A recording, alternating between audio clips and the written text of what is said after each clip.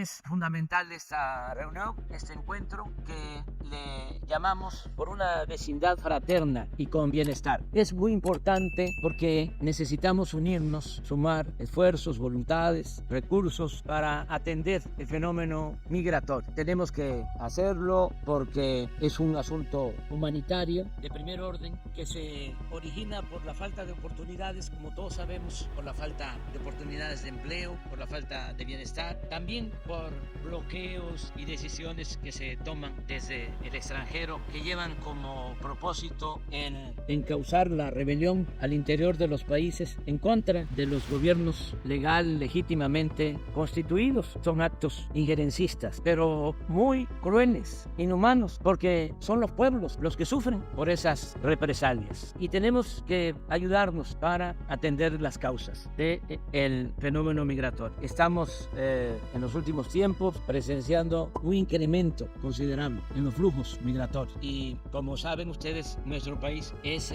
receptor de muchos migrantes, pasan por todo nuestro territorio, se internan por la frontera sur y quieren llegar a la frontera norte. Nosotros cuidamos a los migrantes, sin embargo son muchos los riesgos en la travesía hacia el norte. Hay traficantes de personas, hay delincuencia organizada que secuestra, que elimina migrantes y también muchos accidentes de tráfico, de transportes. Constantemente se están lamentablemente produciendo volcaduras de camionetas con migrantes, asfixias en las cajas de tráiler y pierden la vida muchos migrantes. Nosotros queremos buscar opciones alternativas con ustedes, hacerlo de manera conjunta. Hemos avanzado en el nivel de Estados Unidos, sin embargo no lo suficiente, porque no se animan, no se atreven a ir al fondo. Desde la época del presidente Kennedy no hay ningún programa del gobierno de Estados Unidos para beneficiar a los pueblos de América Latina y del Caribe. Es muchísimo más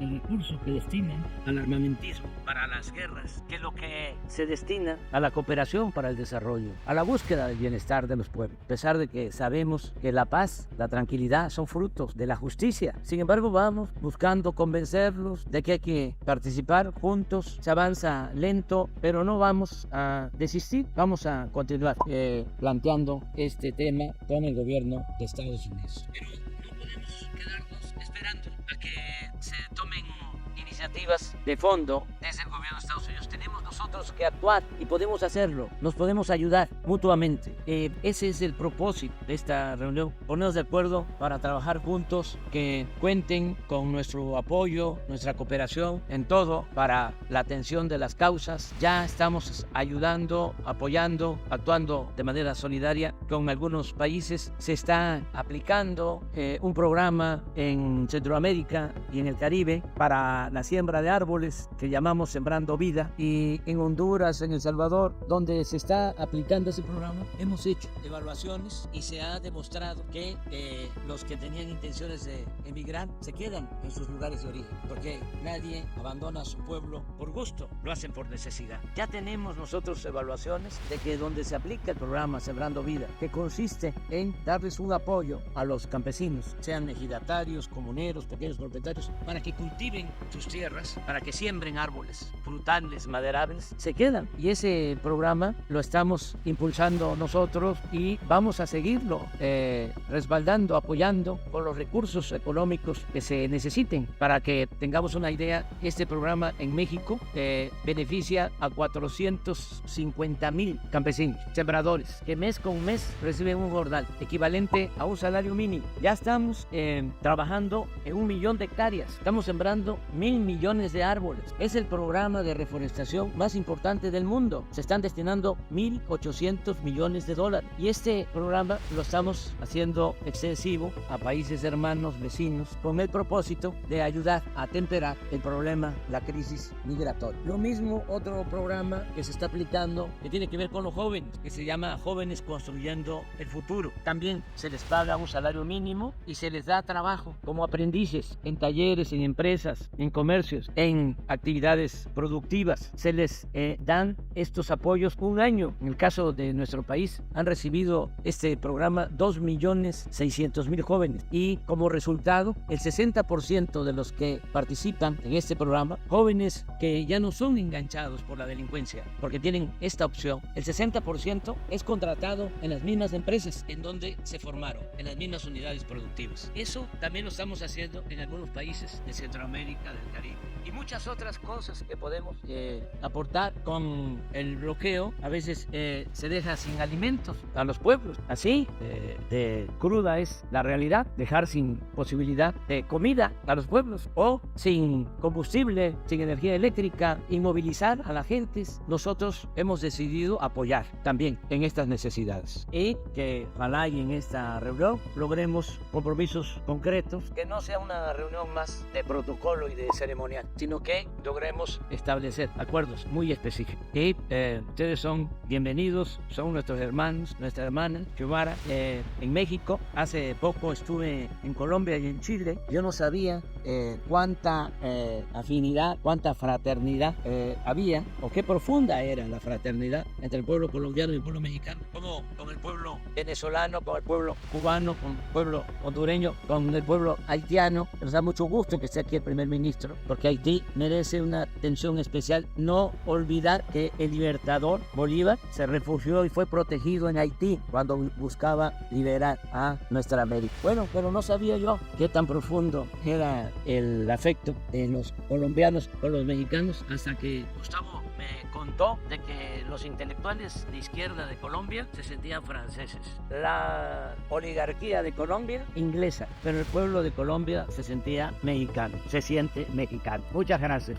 Bueno, un saludo aquí a todos los jefes de Estado presentes, ministros, cancilleres y delegaciones que participan en este encuentro, en este lugar tan hermoso y simbólico para el pueblo latinoamericano y el Caribe, porque aquí se demuestra el nacimiento de lo que es la civilización, y yo no llamaría tanto latinoamericana, sino americana, demostrando que aquí hay una historia previa a la conquista, historia que ojalá cada vez se pueda hacer más visibles y darnos la fuerza ahora como gobernantes de la enorme responsabilidad de concentrar esa historia antigua sobre nosotros mismos en los tiempos contemporáneos que, tengo que decirles que no estuve muy de acuerdo en que la declaración se silenciara.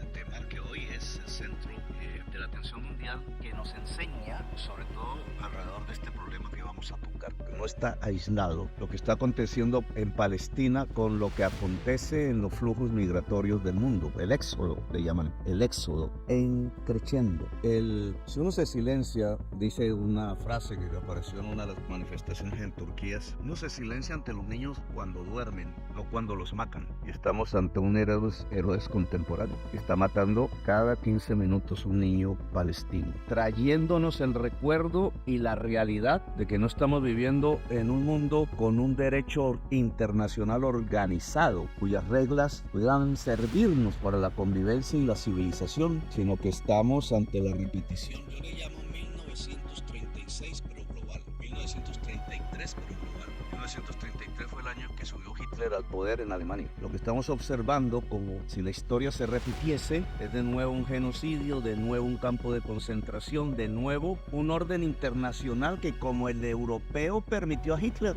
Porque es que lo primero que sucede en ese 1933 es la permisibilidad europea sobre Hitler. Lo estamos observando a escala mundial. A nosotros nos invitaron allá a Europa, al encuentro CELAC, Unión Europea. ¿Para qué? Hoy me pregunte. Decían que iba a haber la gran alianza Europa-América Latina, que teníamos valores que compartir, dijeron.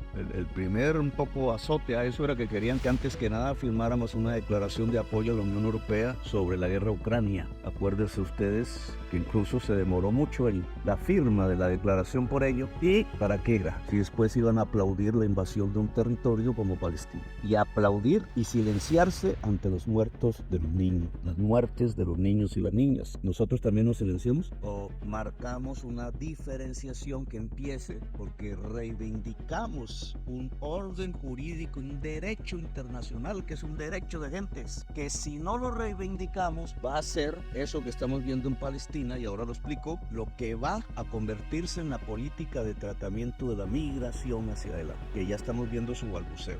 Y trato, digamos, yo a veces hablo mucho, pero trato de explicar el planteamiento respecto incluso a la declaración. Aquí las causas de la migración más o menos son claras, se han explicado ya por parte de México. Indudablemente la pobreza, no hay mucho que explicar alrededor de ello. La pobreza es la principal causa de la migración y del éxodo. Los bloqueos políticos, el pueblo palestino es un pueblo bloqueado. Aquí hay un pueblo venezolano bloqueado, aquí hay un pueblo cubano bloqueado. Hay unos bloqueos no políticos, pero de facto. Haití es un pueblo que se bloquea. La política antidrogas, que no se menciona en la declaración, porque si auscultamos un poco lo que pasa en la migración haitiana o la situación haitiana, y discúlpenme que me meta en algo que quiero aprender, o lo que está sucediendo en Ecuador, que es extraño para los colombianos, porque para nosotros Ecuador era un remanso de paz, y hoy tiene más violencia que Colombia. Las estadísticas de la migración por el tapón del Darién. El tapón del Darién es una selva, digamos, hermosa por la biodiversidad, pero ajena al ser humano. Ni la guerrilla colombiana se estableció en el tapón del Darién. Después de 60 años de luchas en las montañas y en las selvas, el tapón del Darién jamás. Por ahí está pasando, va a pasar este año 500,000 de personas. Y el año entrante va a pasar 1,000,000 de personas. Hacia México, Centroamérica, va arrastrando, ese es el éxodo, va arrastrando población queriendo entrar a Estados Unidos. Los datos hasta ahora del tapón del Darién más o menos son 375,000 personas que han pasado a la fecha. De ellas, 238,000 son venezolanos, la inmensa mayoría. Son venezolanos que ya habían pasado por Colombia y se habían distribuido en América del Sur y ahora van rumbo al norte. 46,300 ecuatorianos, que es un dato extraordinario, digamos, para Ecuador. 42,263 haitianos que ya se habían repartido por todo el sur de Sudamérica y van hacia el norte ahora. 20,000 chinos, 11,200 son colombianos, y sabedores del problema que hay en el tapón del Darién tienen más facilidad de irse por otras rutas diferentes. Ahí hay unas crisis en esos países provocadas, muchas provocadas, yo diría todas. Si queremos disminuir este flujo que toca, porque ahí en ese tapón del Darién gobierna la mafia, el clan del Golfo le dicen. Hicimos una operación de inteligencia, aquí está la persona encargada, tratando de mover informantes en toda la cadena del éxodo desde la Patagonia hasta entrar a los Estados Unidos, mirando cómo era el mecanismo diario y cotidiano en que las personas construían su éxodo, y encontramos que en todos los países, desde la Patagonia hasta dentro de los Estados Unidos, hay mafias que se han coordinado en forma de redes para extraer recursos económicos del éxodo. No son los causantes del éxodo, aunque eso sería una hipótesis, pero ganan y por tanto necesitan que estimulan el éxodo. Aquí hay una primera medida represiva, eso se llama trata de personas. En las legislaciones nuestras, en toda América Latina, ese debería ser uno de los delitos más castigables, sacar beneficio económico del éxodo, pero aquí hay que diferenciar esto bien, porque obviamente cualquier persona que ponga un restaurante por ahí para caminantes, pues no va a ser el delincuente, pero tenemos que unificar una legislación represiva en torno a la trata de personas, a la exacción económica, diferenciándonos de la política del norte. Y aquí viene el problema que quiero plantear, digamos, con exactitud, ojalá, y es que la política del norte cada vez más es el rechazo profundo del éxodo, una política racista. Por eso Palestina tiene tanta importancia para alumbrarnos el inmediato futuro para nosotros, que no van a matar solo los niños palestinos, sino que van a defender su modus de vida, como le quieran llamar, que es blanco, que es ario, que está basado en altos niveles de consumo. Como todos ustedes saben, que hoy es un consumo que se construye sobre la muerte de los demás, porque es lo que provoca la crisis climática. Es decir, el consumo blanco ario del norte está acercándonos a la extinción de la humanidad a través de la crisis climática. No voy a explicar eso aquí, otro tema, el cambio químico en la atmósfera, y ese cambio químico en la atmósfera estimula el éxodo. Entonces, los problemas políticos y de inestabilidad de nuestros países, que ya arrojan una población que va hacia México, fijo, cada vez crecerán, pero por otro motivo que tiene que ver con la falta del agua, con la desertización, por el empobrecimiento, etcétera, etcétera, etcétera. Crisis climática que será respondida por el norte como en Palestina, quebrando el derecho internacional. No los van a invitar, no les van a permitir la entrada, ametrallarán y usarán campos de concentración. Palestina. Entonces nosotros ¿cómo respondemos? He ahí el tema. A nosotros se nos dice controlen los migrantes, nos van a tratar de desplazar la tarea sucia de la frontera hacia las nuestras. Nosotros tenemos que responder con otra política. Y esa política, uno, tiene que ver con un derecho internacional que tenemos que reivindicar y que hoy está quebrado completamente. No existe derecho internacional hoy por la Unión Europea y el partido de gobierno de los Estados Unidos, que entre otras está creando aceleradamente las condiciones para que la extrema derecha norteamericana gobierne, con lo cual la civilización humana queda en profundo peligro. Pero nosotros tenemos que reivindicar un derecho internacional. Luego, dentro del derecho internacional, un derecho del migrante a ser tratado como ser humano, un sujeto de derechos que se llama el migrante, lo cual en términos concretos en nuestros países o en Colombia significa, por ejemplo, que el sitio del embudo de la migración del sur hacia el norte en Colombia, frontera con Panamá, tiene que llenarse de centros de atención humanitaria. Y de ahí para adelante, ¿cómo lo financiamos? Tenemos que hacer un esfuerzo, pero centros de atención comunitaria y humanitaria que no excluye el que persigamos la trata de personas. Los dos. Tendríamos que plantearlo, siento así, no veo cómo resolvernos problemas de inestabilidad democrática como la de Haití y muchas subregiones, incluidas varias de Colombia, sino a partir de un cambio de política antidrogas. Tema de otra conferencia, lo dejo ahí simplemente planteado. Han muerto 1 millón de latinoamericanos por la guerra contra las drogas. 1 millón. Nos han construido la zona más violenta del mundo, como lo discutíamos con México allá en Cali. La zona más violenta del mundo, las ciudades más violentas del mundo, por una mala política dentro de los Estados Unidos que hoy como un boomerang, que política allá se ha vuelto un boomerang, entonces bloquean a Venezuela y miren las cifras de la migración en el tapón del Darién. Vas para Estados Unidos, allá entonces intentan devolverlos en aviones. Yo preferiría que de Colombia cogieran hacia Venezuela, pero para que de Colombia cogieran hacia Venezuela en un corredor humanitario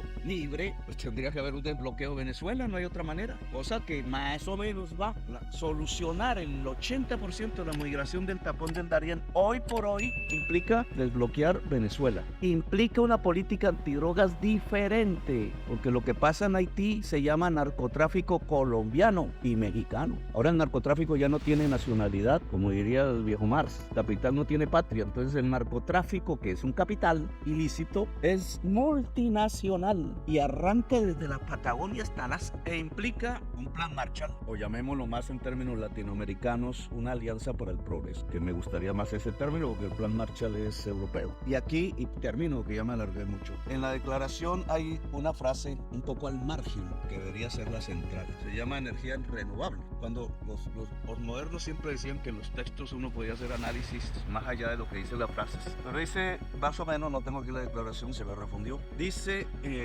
a ver si la encuentro así de rapidez: seguridad energética, te las acordamos, ¿cierto? 1, autosuficiencia, soberanía alimentaria, protección, conservación y restauración del medio ambiente, seguridad energética incluyendo energías renovables. Ese es el centro de la Alianza por el Progreso, las energías renovables. La Alianza por el Progreso es una alianza entre Estados Unidos y nosotros, de tú a tú. No, ellos todavía no pueden reconocer el tú a tú en su política internacional. Una alianza para el progreso es que ellos tienen en este momento $600 mil millones para cambiar su matriz energética de sucia a limpia, absolutamente necesario porque si no se acaba la humanidad, tienen que cerrar la chimenea de gases de efecto invernadero. Eso se hace así, entre otras cosas, pero resulta que el potencial para generar energías limpias está exactamente desde el río Bravo hasta el sur, que no el desierto del norte de México.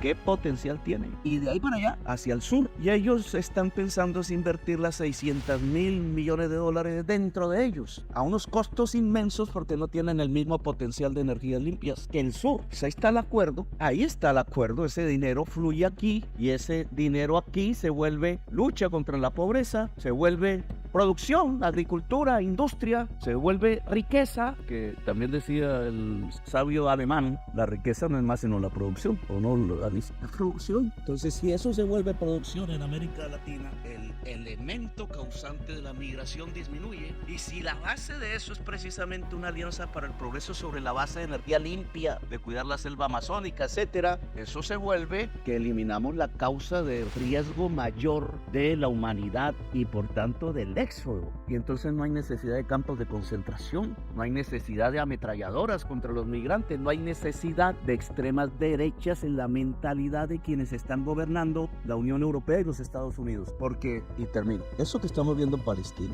cómo el gobierno alemán, por sus pecados en la historia contra el pueblo judío, está hoy aplaudiendo un campo de concentración, solo porque el que provoca el campo de concentración es israelí, la extrema derecha israelí, porque la mayoría del pueblo israelí está en contra. Es como el pueblo francés, el gobierno francés prohíbe una bandera allí donde estalló la Revolución Francesa. ¿Cómo? Porque los pueblos se están alzando, es diferente. Pero ¿cómo el gobierno francés hace eso? ¿Cómo la señora que dirige la Unión Europea es capaz de darle la mano a un genocida y después venir a enseñarnos de derechos humanos y democracia? Esa mentalidad que estamos viendo allí cambiando en los gobernantes europeos, la derecha europea de antes no haría ese abrupto hoy. Un señor como Chirac, bueno, no voy a hablar de personas. Ha cambiado la mentalidad de los dirigentes, en su mayoría europeos y norteamericanos, y ha cambiado porque hay una sociedad que ha cambiado, la que vota ya, la que tiene derecho al voto, que no es el inmigrante que no tiene derecho al voto, tema que deberíamos levantar como una de nuestras.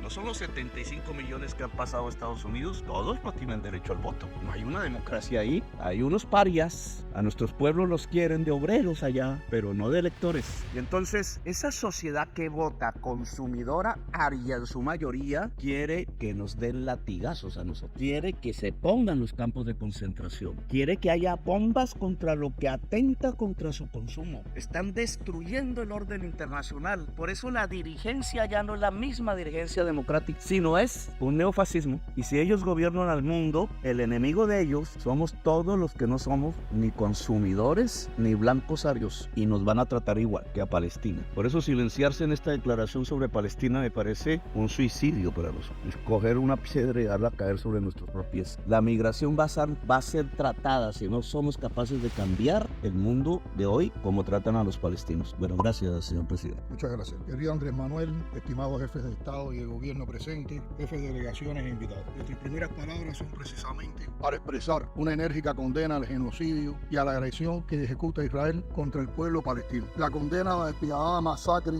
de personas indefensas, que es una vergüenza para la humanidad y que debe cesar. Agradezco sinceramente al Gobierno de México y en especial a las autoridades del estado de Chiapas por la amable acogida en una cita armada con la prisa que demandan siempre las urgencias. Y nuevamente, gracias amigo Andrés Manuel por la iniciativa. Necesitábamos en verdad este diálogo regional, encontrarnos y abordar con franqueza y realismo el drama de la migración irregular que todos los días nos golpea con noticias dolorosas, porque solo de manera coordinada podríamos descifrar las múltiples causas y consecuencias del problema, y solo así lograremos avanzar en sus posibles soluciones. No hay otro modo de enfrentar el notable incremento de los flujos migratorios irregulares. De acuerdo con las cifras públicas, entre 2022 y lo que va de 2023, más de 4 millones de migrantes han transitado irregularmente por los países de la región, están en la ruta hacia Estados Unidos. Son números nunca antes vistos. En general, conocemos bien los factores que provocan este fenómeno, pero no sobra indagar en las principales motivaciones de nuestros conciudadanos,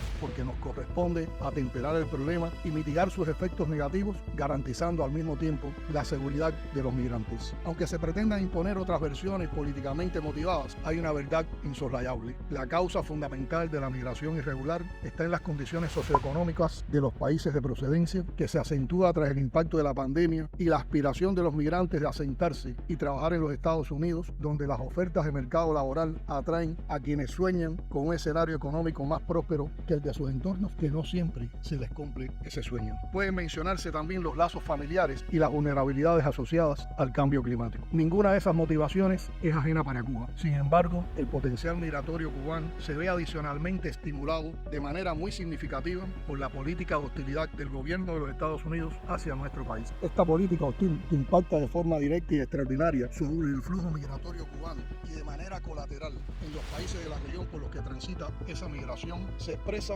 en tres componentes fundamentales. En primer lugar está el bloqueo económico, reforzado en los últimos años de manera criminal con un sistema integrador y abarcador de medidas coercitivas dirigidas, por definición, a deprimir el nivel de vida de la población cubana, reducir sus ingresos reales y hacerla sufrir hambre y miseria. La injusta, absurda y arbitraria calificación de Cuba como Estado patrocinador del terrorismo es significativo en el efecto económico de esta política. En segundo lugar, y por razones políticas, el gobierno de los Estados Unidos otorga un tratamiento privilegiado a los cubanos que llegan a su frontera sur o a sus fronteras marítimas con el fin de establecerse permanentemente en ese país. En su inmensa mayoría, esos migrantes son aceptados con independencia del estatus con que hayan llegado a la frontera o hayan logrado cruzarla. Por consiguiente, muchos cubanos confían en que, a diferencia de los nacionales de otros países, sus posibilidades de lograr establecerse en los Estados Unidos son muy altas si logran llegar a la frontera por cualquier vía. En tercer lugar, y también por razones políticas, existe en los Estados Unidos una ley federal llamada Ley de Ajuste Cubano,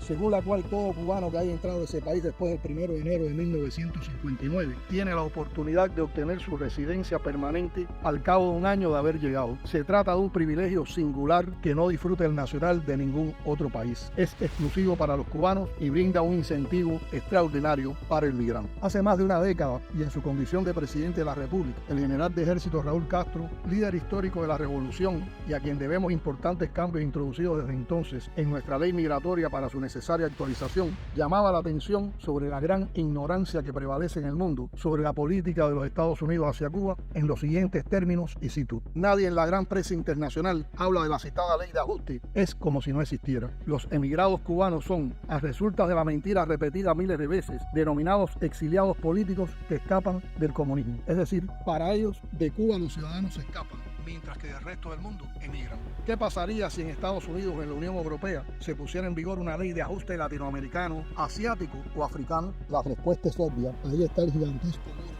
construido en la frontera norte de México y las miles de muertes que año tras año se producen en desiertos y mares aledaños a los centros del poder mundial. Fin de la cita. Por otra parte, la impunidad de las autoridades norteamericanas ante migrantes cubanos que se han valido del robo de una aeronave de fumigación u otros que viajan como polizones en aeronaves civiles, además de estimular la migración ilegal desde Cuba, sienta precedentes muy peligrosos para la seguridad de la aeronáutica civil internacional y se incumple además con los acuerdos migratorios firmados entre los dos países. Todas estas prácticas responden a motivaciones netamente políticas y carecen de legitimidad o justificación moral. Esas regulaciones expresan de manera muy clara cómo el gobierno de los Estados Unidos antepone los objetivos de desestabilización contra Cuba a sus prioridades nacionales en materia migratoria. Entre Cuba y los Estados Unidos existen varios acuerdos migratorios aún vigentes que fueron concebidos para asegurar que la migración entre los dos países fuera ordenada, regular y segura, y para promover la plena normalización de las relaciones migratorias bilaterales. Sin embargo, las acciones sobre las que he comentado por parte del gobierno de los Estados Unidos van en sentido opuesto a tales objetivos e impiden su cumplimiento. Resulta imposible comprender el volumen y la naturaleza de los flujos migratorios de cubanos que transitan por países de la región con destino a los Estados Unidos sin considerar el peso de estos factores que la singularizan y refuerzan.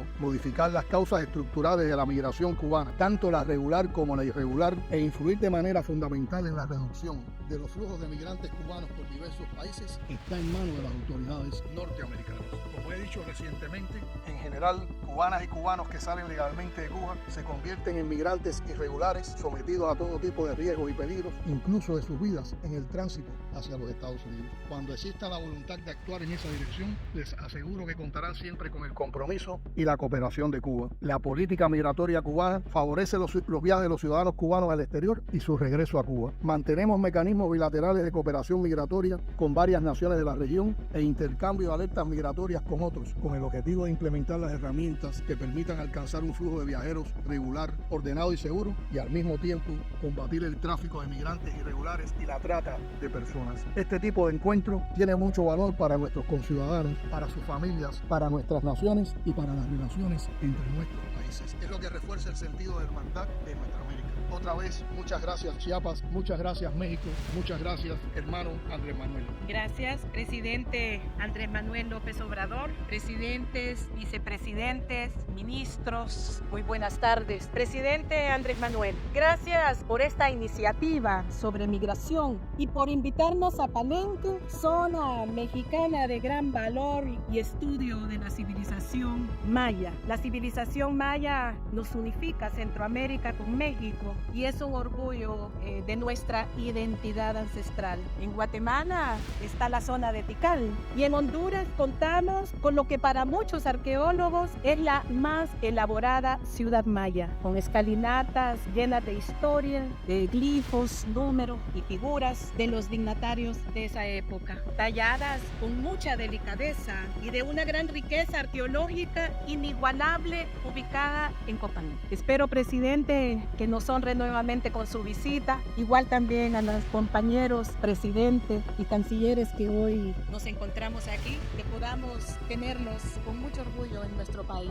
Mi gobierno ha dado una especial atención al fenómeno histórico de la migración como una expresión de derecho humano, el cual está garantizado en nuestra Constitución y en nuestras leyes. La migración se ha multiplicado en los últimos años en todas las regiones. El caso de Honduras es muy particular, ya que a lo largo de 12 años, 7 meses, nuestro pueblo y nuestro país fue sometido a una narcodictadura con apoyo internacional que saqueó y torturó sin límites a nuestro pueblo. Casi todas las actividades del Estado y sus bienes se privatizaron. Se legalizó el modelo de explotación y la corrupción público-privada. Aumentó la pobreza en estos 12 años al 17%, la violencia, y hoy tenemos más dependencia de Estados Unidos y la Unión Europea. Todo esto producto del golpe de Estado. Hoy Honduras utiliza el 40% de sus ingresos tributarios para pagar la deuda, y siendo los grupos élites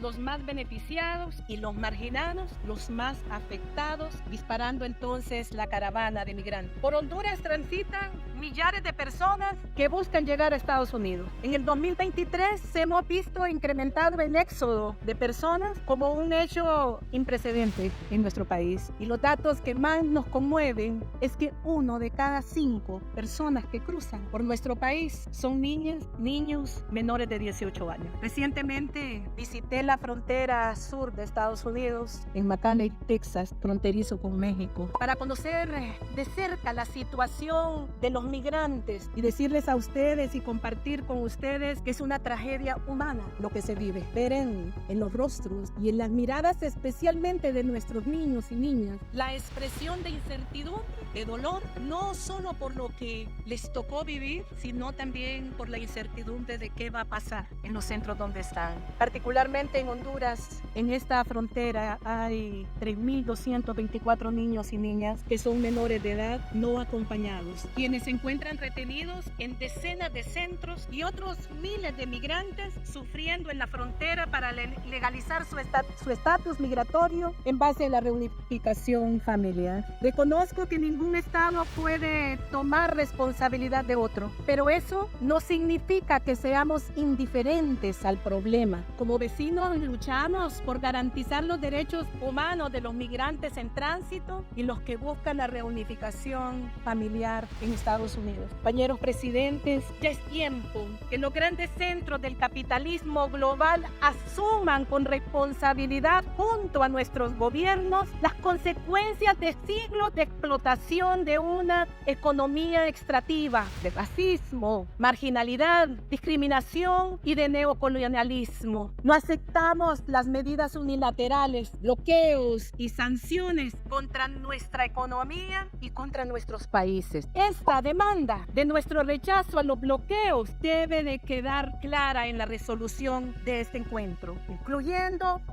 el infame bloqueo a la población de la Franja de Gaza. Combatir las causas de la migración equivale a confiar en la voluntad vecina para desarrollar políticas justas de aumento a la seguridad y producción alimentaria, especialmente agrícola, acceso a la riqueza, a los mercados orientados a la tecnología y a la generación de empleo. Queridos presidentes, debemos de proteger a nuestros migrantes. Ese debe de ser el valor y el fin de esta reunión. Protegerlos no como subordinados, sino por la responsabilidad social e histórica que hoy nos toca vivir. Los flujos migratorios irregulares facilitan la actividad delincuencial, particularmente el crimen organizado, transnacional y sus expresiones más nefastas como la trata de personas, la explotación laboral, y es imperativo que prestemos atención especial a las poblaciones más vulnerables en esta ruta migratoria, a las mujeres, a los niños, a las niñas y a los adolescentes. Como gobernantes usualmente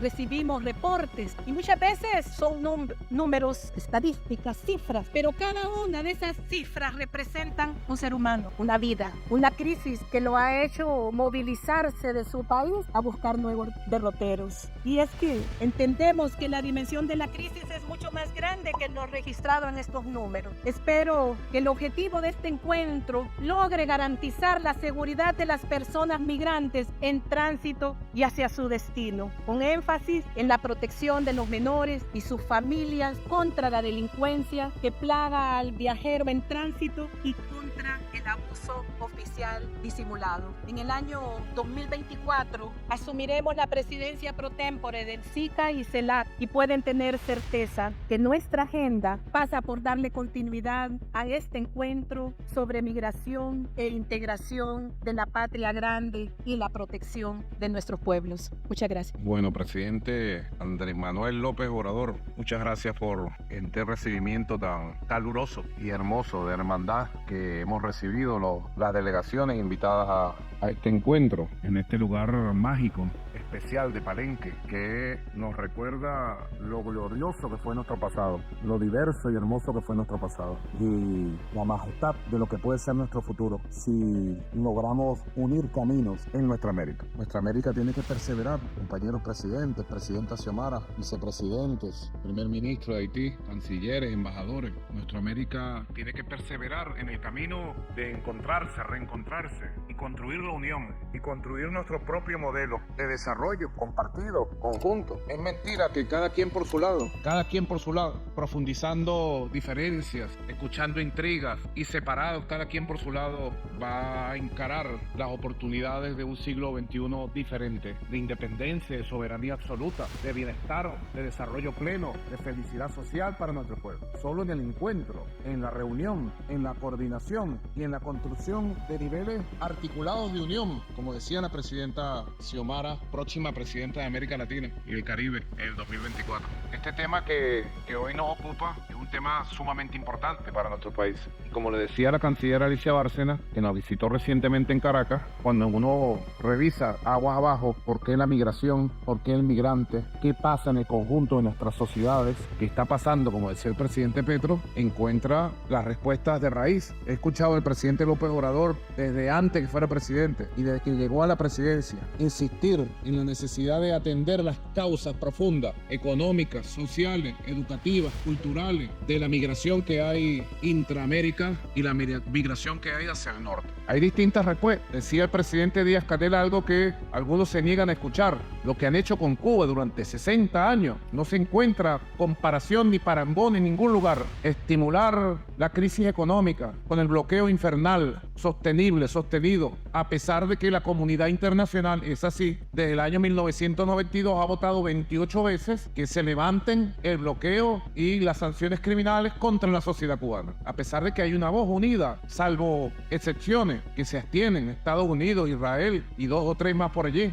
El modelo que le han aplicado a Cuba para generar desestabilización en los años 60, 70, 80, para buscar lo que ellos llaman en sus documentos un cambio de régimen, y de manera obstinada, obsesiva, se expresa ese deseo de venganza contra Cuba solo porque tomó su propio camino. Es su camino y debe ser respetado. Desde siempre se ha exigido en América Latina, el Caribe y ahora en el mundo el respeto del camino que cada quien toma, en este caso el caso de Cuba. Si buscamos las razones de la migración desde los años 60, sus razones serán eminentemente económicas y sociales. ¿Cuántos millones han migrado de cada país? ¿Y cuáles fueron sus causas? ¿Cuáles son las causas actuales? Modelos económicos excluyentes, la aplicación de paquetes neoliberales, el empobrecimiento de los países, el saqueo de los recursos naturales y pare usted de contar el saqueo de los recursos financieros a través de los mecanismos de la deuda externa denunciados por Fidel en el año 82, 84, 86, hoy expuesto de manera magistral por la canciller Alicia Bárcena en su exposición, que convirtieron a nuestra región en exportadora neta de capital con los mecanismos de sustracción, de saqueo financiero de países con modelos económicos esclavistas, si pudiera uno calificarlo de manera drástica. Así que creo que este encuentro es muy oportuno para la conversación, el análisis y para aterrizar también en propuestas que nos permitan ir transitando un camino conjunto para la solución de los temas sociales y económicos que son raíz de esta migración y de este problema que tiende a agravarse. Venezuela es un país que tradicionalmente, por su inmensa riqueza petrolera, fue un país receptor de migrantes. Eso poco se sabe también, Viajadel, como dice Raúl en la cita. Poco se dice, poco se repite, poco se sabe, y a pesar de que uno lo diga, nadie lo recoge. Venezuela fue un país receptor de migrantes. Hoy aún en Venezuela tenemos migrantes de América del Sur, de Europa y del mundo árabe. Y de China. Y de Colombia. De Colombia de la década del 60, producto de la guerra, hasta nuestros días, han migrado 6 millones de colombianos que viven con nosotros, con plenos derechos de educación, salud, trabajo, vivienda. De las 4.700.000 viviendas que hemos entregado por la Gran Misión Vivienda Venezuela, se han entregado casi 500.000 a familias colombianas. No hay ningún tipo de discriminación, de ningún tipo. Hubo mucha xenofobia en una época, mucha xenofobia. Pero el comandante Hugo Chávez, cuando llegó al poder, cambió la ecuación de la xenofobia y convirtió la xenofobia en amor por el pueblo colombiano, por la historia común, por la Gran Colombia, por la patria común de Bolívar, que somos los 2 y los 3 y los 4, Colombia, Ecuador, Perú, Bolivia, Venezuela, Panamá, la patria común de los gigantes, o del gigante, Simón Bolívar. 6 millones de colombianos, 1.500.000 de árabes, libaneses, sirios en lo fundamental. Para donde usted vaya, Xiomara, cualquier estado del país conseguirá un club sirio-venezolano, y libanés venezolano, sirio-libanés, y una comunidad importante palestina, 600.000 ecuatorianos, 600.000 peruanos, 600.000 españoles, 600.000 aproximadamente, 500.000 italianos, 600.000 portugueses, una comunidad portuguesa grande. Un país receptor. No teníamos tradición de migración, ninguna tradición. Es por el año 2010, 11, 12, cuando todavía no existían las 930 sanciones que después nos aplicaron, cuando la agresión económica directa no había empezado. En el año 2010, 11, 12, empieza una campaña desde el exterior para promover en la juventud la migración. En aquel momento yo pudiera decir que no tuvo mayor impacto, verdaderamente, pero es con la muerte del comandante Hugo Chávez y el inicio de una agresión en escalada ascendente que comienza a aparecer el fenómeno de la migración. Nosotros hemos estudiado, presidente López Obrador, al detalle, y lo compartía con la canciller Alicia Bárcena, este fenómeno, y esto sin lugar a dudas se incrementa y se dispara a partir de las primeras medidas coercitivas contra el país, unas que eran invisibles. Creo que lo decía Petro. Venezuela comenzó desde la muerte del comandante Hugo Chávez a sufrir un bloqueo financiero en el mundo. Nadie se atrevía a prestarle $1 a Venezuela, a refinanciar $1 con Venezuela para la actividad petrolera, para las distintas actividades económicas, para posponer pago de deuda. Se le exigía el pago puntual de la deuda y nadie negociaba, valga la expresión, renegociación de plazos de deuda como cualquier país del mundo. Comenzó silenciosamente un ataque financiero letal a la industria petrolera, que es la industria fundamental donde nosotros nos sostenemos. Al Premio Nobel de la Paz, nuestro querido amigo Barack Obama, se le ocurrió en el 9 de marzo del año 2015 sacar un decreto presidencial declarando a Venezuela amenaza inusual y extraordinaria contra la seguridad nacional de Estados Unidos. Yo le dije a Obama, porque hubo una reunión, un encuentro que llaman la Cumbre de las Américas en Panamá, todavía los invitaban en esa época, y yo fui, y la Cumbre de las Américas hubo un repudio, presidente López Obrador, masivo, absoluto, contra ese decreto. Y Obama me llamó a conversar en un pasillo, conversamos 10-15 minutos y me dijo, yo le dije, eso es un error, presidente. Él me dijo, es un error, pero lo vamos a subsanar. Te mando a Thomas Shannon para que hable contigo y superemos eso. Y yo le dije, mire, presidente, el problema no es usted es un demócrata, le dije, un humanista. El problema es quién puede venir detrás de usted y utilizar esa puerta que usted deja abierta para agredir y quién sabe qué más cosas hacer contra Venezuela. Y dicho y hecho, desde el año 2015 comienza una merma económica importante y la campaña política brutal. De hecho, nosotros por primera vez perdemos una elección parlamentaria en el año 2015 porque ya se extinguió el recrudecimiento de la situación económica. Y luego con la llegada de Donald Trump, desde el año 2017, hicieron todo lo que había que hacer, violencia interna, disturbios internos, interno, amenazas de bombardeo, amenazas de invasión y 930 medidas directas al corazón de la economía y la sociedad venezolana. Y más allá de las medidas directas, a veces las que más afectan son las indirectas. Una llamada a una empresa. ¿Sabes lo que te puede pasar si le compras a Venezuela? Si llevas ese barco a Venezuela, si haces algo con Venezuela. Y prácticamente el mundo se paralizó sobre Venezuela. Yo le puedo decir, desde el año 2015 hasta el año 2023, de Venezuela han salido 2.350.000 venezolanos. Esto es un estudio que se ha hecho con fuentes directas. La primera migración, bueno, me permiten, año 2015 salieron 111.000, el año 2016 239.000, lo duplica, el año 2017 437.000, lo vuelve a duplicar, el año 2018 718.000 venezolanos se fueron, el año 2019 315.000, el año 2020 merma por la pandemia 72.000 y comienza un proceso de migración inversa o reversa, a regresar gente por la misma xenofobia, el maltrato que había en Sudamérica contra nuestros connacionales, para no atenderlos, para no protegerlos. Casi todos estaban en situación de trabajo esclavo, en Colombia, en Ecuador, en Perú, en Chile. Año 2021 vuelve a aumentar 123.000, año 2022 235.000 y este año 2023 hay 128.000 que han migrado y la proyección dice que pudiera llegar a 160.000, 2.384.000, correcto, compatriotas. Es una tendencia nueva. Hay una migración reversa. Nosotros hemos activado un plan llamado Vuelta a la Patria y por avión, poniendo los aviones nosotros, aviones, ¿cómo se llama?, sancionados también por los Estados Unidos, con permisos especiales, ¿no? Nuestros aviones de nuestra línea aérea bandera han viajado y han regresado a miles de venezolanos. Y hoy sumamos unos 400.000 venezolanos que han regresado con el plan Vuelta a la Patria. Y de manera voluntaria, por sus propias vías, creemos que han regresado aproximadamente 500.000. No, 900.000 venezolanos han regresado entre el año 2020 y este año. Ha habido una mejoría leve, pero que ya se siente de la economía, por esfuerzo propio. El tema de la migración en Venezuela también es un gran tema político, al igual que Cuba. La migración como fenómeno, y dicen que no son migrantes, le dan la calificación de refugiados. Y hay gente que lo cree. Un presidente muy honorable de América del Sur lo dijo en la reunión de UNASUR. La gente que huye del régimen dictatorial que hay en Venezuela, y lo repiten, eso ha significado un gran negocio. Se han organizado 3 encuentros, presidente. En el año 2019, Conferencia Internacional de Donantes en Solidaridad con los Refugiados Venezolanos.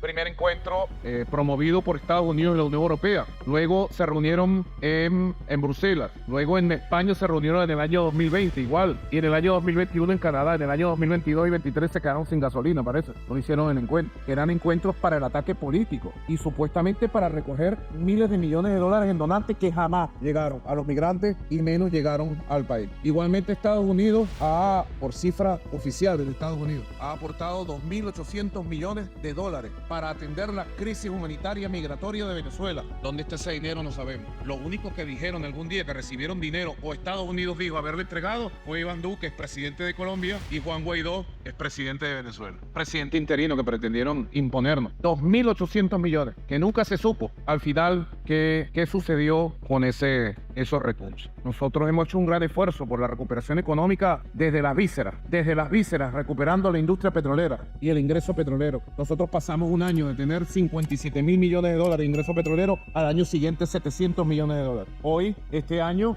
pasado fueron 5.500 millones de ingreso petrolero, este año debe estar por el orden de 8.000, 9.000 millones de dólares de ingreso petrolero. Ni siquiera el 10%, un poco más, del 15% de lo que era el ingreso para sostener todo un país.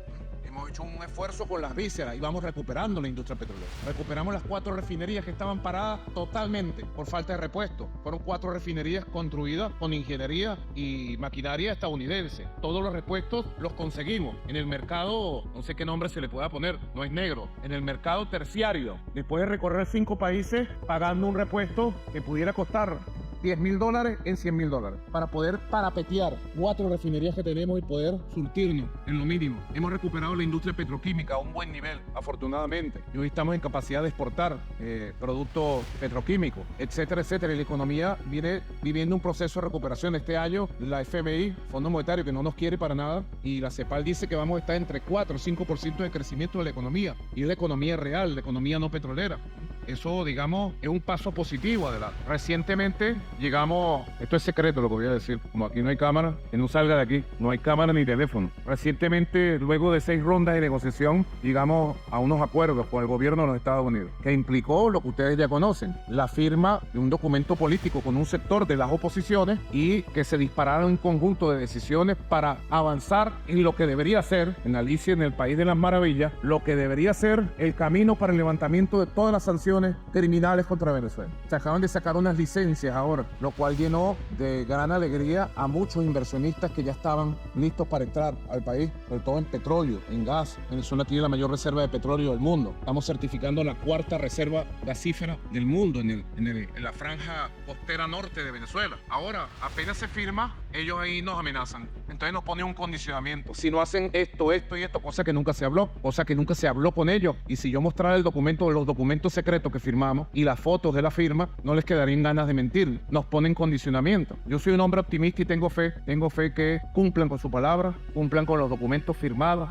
y ojalá podamos, con el apoyo de América Latina y el Caribe, con el inmenso apoyo que usted nos ha dado públicamente durante sus 5 años de presidente, llegar a un levantamiento de todas las sanciones criminales contra Venezuela. Y le aseguro, yo se lo dije al presidente Petro, con el cual hemos hablado mucho, una vez que se ejecuten ese levantamiento de sanciones y se mantengan como exigimos ahora, que sean permanentes, completas y totales, tengan la seguridad, estoy optimista en lo que voy a decir, pero lo creo, que en el transcurso de un año nosotros reversaríamos las corrientes migratorias y una buena parte de nuestros compatriotas regresarían a Venezuela y separarían las corrientes migratorias como fue durante 100 años o más. Yo tengo fe absoluta en eso. No le puedo decir que estamos totalmente de acuerdo con el documento que ustedes han trabajado, que han presentado.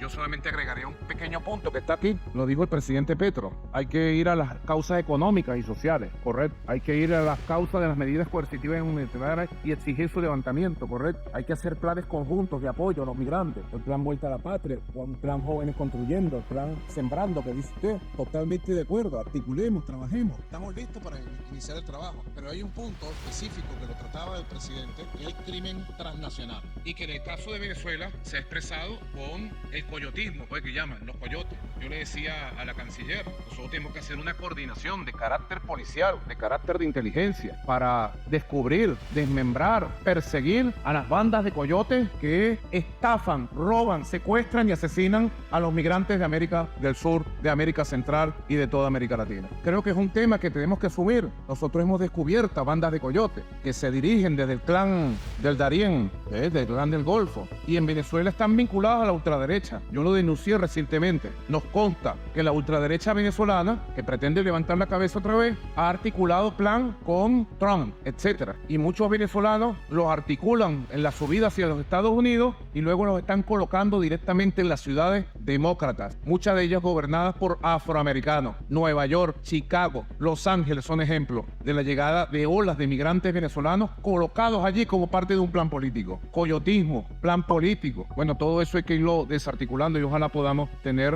un buen nivel de cooperación. Nosotros estamos preparados, presidente López Obrador, para coordinar con el gobierno de México, para coordinar con todos los gobiernos del continente y ojalá darle dignidad a los migrantes y ojalá poder activar planes que reviertan la migración en América Latina. Gracias. Gracias. Buenas tardes, queridos amigos. Disculpame, voy a hablar en francés. Monsieur le Président Andrés Manuel López Obrador, Mesdames, Messieurs les chefs d'État et de gouvernement, Messieurs et Dames les gouverneurs, Messieurs les membres du gouvernement, Mesdames, Messieurs les membres des différentes délégations, Mesdames, Messieurs. Permettez-moi de présenter, Monsieur le Président, les félicitations de la délégation haïtienne pour l'excellente initiative d'organiser ce sommet en vue de discuter d'un sujet qui, à un titre ou à un autre, nous concerne tous au plus haut point. Vous savez aussi, Monsieur le Président, mes remerciements pour la qualité de l'accueil réservé à notre délégation. La discussion que nous avons ici aujourd'hui et les pistes de solutions que nous aurons trouvées ensemble pourraient servir de modèle à d'autres régions dans le monde. En effet, le problème des flux migratoires incontrôlés et illégaux affecte les pays les plus prospères de la